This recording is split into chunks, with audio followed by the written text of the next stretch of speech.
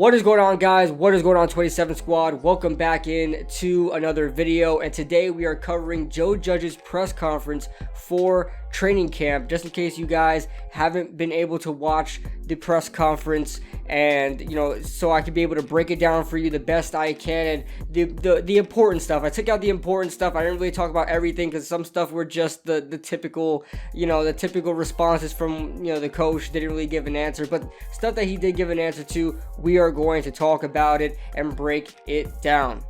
Before I start this video, guys, make sure you guys hit that like button below and subscribe if you guys are new to the channel. I cover a lot of things New York Giants, occasionally some all NFL stuff, but mostly New York Giants. Be sure to go in the link in the description and go ahead and pick up some Kid Blue merch. And also follow FTFN on Twitch, and also check out the newest article. Link is in the description below. So let's start off with the first question, and that was Nick Gates. Being asked about Nick Gates, and somebody had asked a question. You extended him. What do you plan on doing with him? Does he have a chance to start at any of the tackle spots or even center? And Joe Judge pretty much said that he wants to give everybody a fair shot, as he's being very consistent to what he was saying in the beginning when he, in his first presser, he was saying that everybody has an equal opportunity, everybody has a chance to make this roster, everybody's given a fighting chance. He basically said the same thing with Nick Gates. We all know that's not true, though. For the left tackle spot, it's pretty much Andrew Thomas. You're not going to see Nick Gates starting there at left tackle, but they said they're working them at every position, and especially Nick Gates. He said that he has a certain amount of versatility to him, very good athleticism, that you're able to put him at all positions, and they're getting him going on both tackle spots and the center position. Like I said, I don't think he's going to win the left tackle spot. Neither do I think he's going to win the right tackle spot. But the second question, it was like a follow-up question,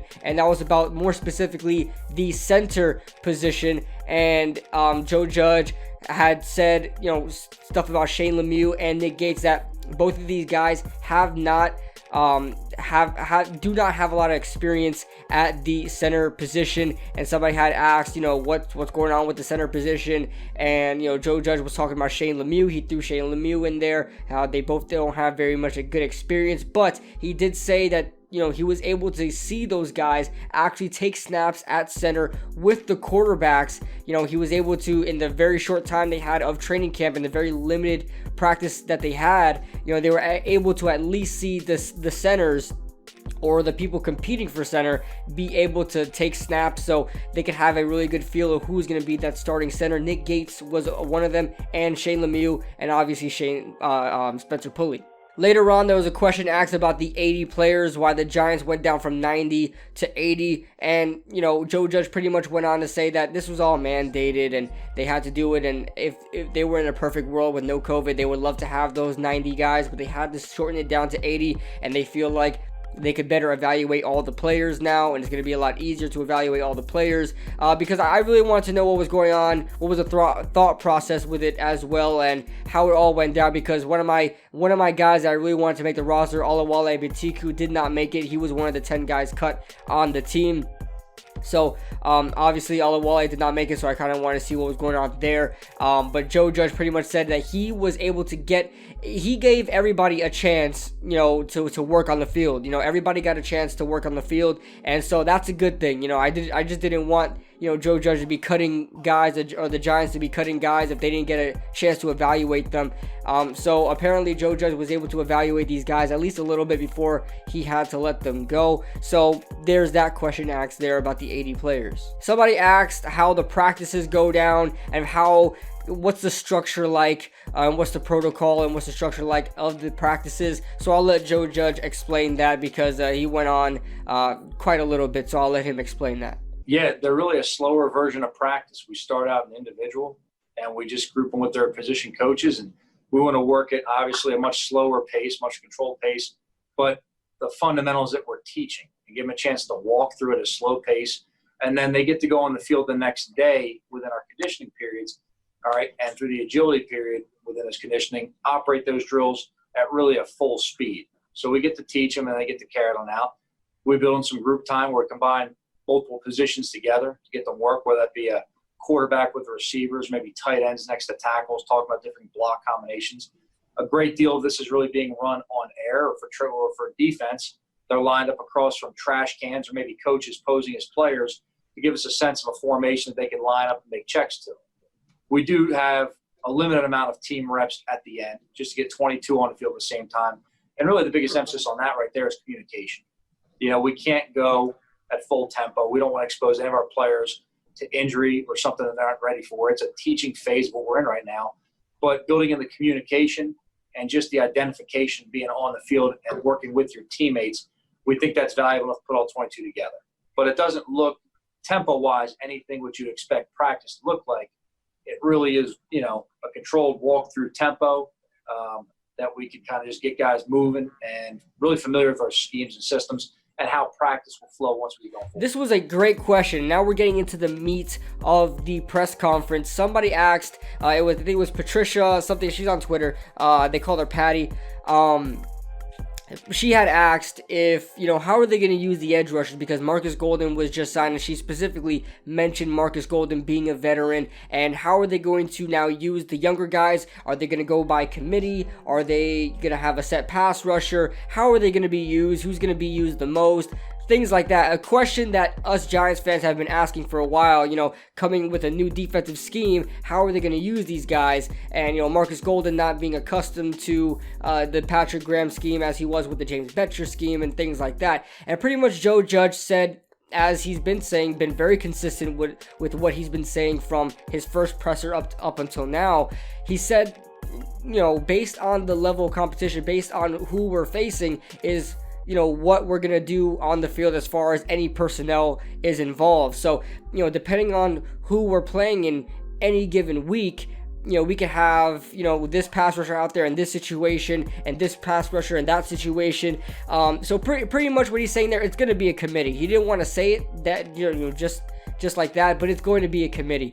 And, as far as getting the younger guys involved, if they're going to be involved, he really didn't touch on that too much, but he pretty much just kept it neutral and said it's, depending on who we're facing is who we're going to use and in what situation. He also mentioned, this came out of left field, he also mentioned that we're going to use some outside linebackers. We're thinking about using some outside linebackers and working them on the inside as inside linebackers. And the name that kind of popped in my head is Lorenzo Carter. I don't think anybody else in the outside linebacking core is going to be used for that inside linebacking role. And so Lorenzo Carter is a name that we're probably going to throw in there because he's probably the best coverage guy we have, and he's not even an inside linebacker. So I envision Lorenzo Carter getting a real good look at inside linebacker. It used to be a rumor. It seems to be confirmed. It's not confirmed yet because they didn't throw out his name, but who else that's an outside linebacker going to be covering? So I really love what he said there. That came out of left field. Did not expect that at all. And I guess Lorenzo Carter is going to be getting some inside linebacker looks. All right, so then the next question here is Jordan Renan, Mr. Debbie Downer himself, about the quarterback situation. Pretty much asked Joe Judge, what is it that Daniel Jones needs to work on? What is it that you gave him specifically to work on? And of course, we want to get into the negatives of Daniel Jones with Jordan Renan or Renan, whatever you want to say. But Joe Judge kept it simple. He drove around the question. If this was Ben McAdoo, he would have said the fumbles. You got to stop the fumbles. But this is Joe Judge. He's a much more classy guy. He basically just preached fundamentals, and this is what I really love about Joe Judge. He didn't get into detail about the fumbles and kind of antagonize Daniel Jones. I'm pretty sure that's something that they focus on behind the scenes, but he talked about fundamentals. He talked about, I just want him and the team to develop a chemistry together, develop cadences, with one another, and get a chemistry going. Being able to, call plays inside the huddle, being able to have good communication inside the huddle, and the fundamentals of football. He wants Daniel Jones to pick up on. He said he's already had experience like that before, obviously calling plays last year. So, that they're off to a good start there. But I really love what Joe Judge said there. I really love his answer to that. Instead of going down and throwing your quarterback down, throwing your quarterback under the bus like Jordan Renan was trying to set up to do, as he always tries to do, Mr. Debbie Downer himself. Joe Judge kept it classy, kept it simple, and really give a really good response to that, keeping the fundamentals, keeping that in mind. Next up, the question was about Chandler Catanzaro and why they felt Chandler Catanzaro was the right guy. pretty much Joe Judge went on and said that, you know, he faced him, you know, with the Patriots. He's faced them before, and, you know, he's had good seasons at MetLife. I think he's talking about the New York Jets. You know, the question was asked, you know, instead of, you know, having Stephen Gostkowski or somebody else, I forgot who they mentioned, but he really didn't go on why he didn't sign Stephen Gostkowski, or he really didn't go on to say why Chandler Catanzaro was a better prospect. So I'm still a little confused. I don't think Joe Judge really gave a straight up answer. You're trying to go around the question, as he does very, very well, because nobody seems to notice, but he moves around a lot of questions to try to seem less controversial. He doesn't want to put out any controversial points, which is respectable from a head coach. You really don't want to put out a lot of information out there, but he really didn't say why Chandler Catanzaro was the best guy there. He said he's had great seasons before, some at MetLife Stadium. Like I said, I think he's talking about the New York Jets, and he's faced them before, and he's been looking at him since Clemson. I mean, I don't think it's very true. He's pretty much propping up Chandler Catanzaro like he's some great, but he's not. So that being said, let's move on to the next one. Leonard Williams. They asked about Leonard Williams of when is the time frame you might see him come back on the field, and he said, "Listen, I don't know. I'm not a doctor. Whenever the doctor says he's clear, then he's clear." So that pretty much doesn't answer anything.